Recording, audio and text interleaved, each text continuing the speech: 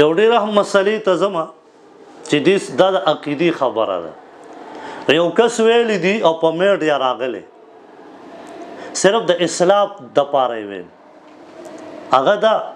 هغه وایي چې چا سره اصحاب کهف نومونه وي نو اوله ودی چې دا د اصحاب کهف نومونه ولیکي او دا غسرې کېدي پیسو سره دا پیسې غل نشي پټولی.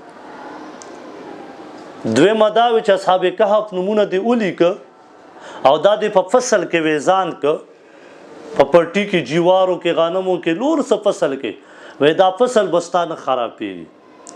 وی دریم دا چې اصحاب کهف نومونه دې ولیکه او دا دې تعویض کړی او ماشوم پوسې نو دغه ماشوم به بیا را پیدا کېږي روکېږي به نه.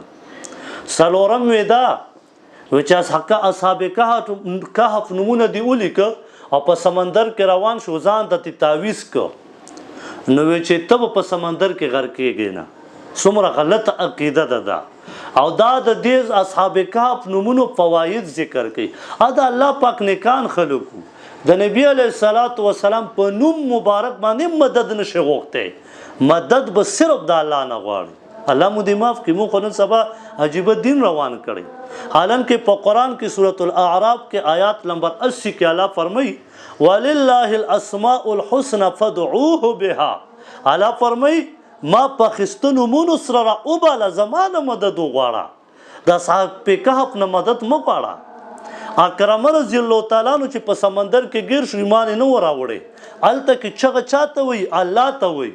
حالانکه هغه ټیم کې ایمان نه و کافر و. خو چې کله سمندر نه بار راووتو دا وعده یې وکړه چې یا الله که زه دې بار سلامت وویستم زه به ایمان راوړم.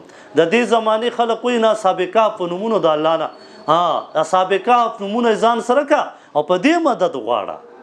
نو دا څومره د قرآن خلاف عقیده ده. الله دې موږ تاسو داسې نه بچ کړي.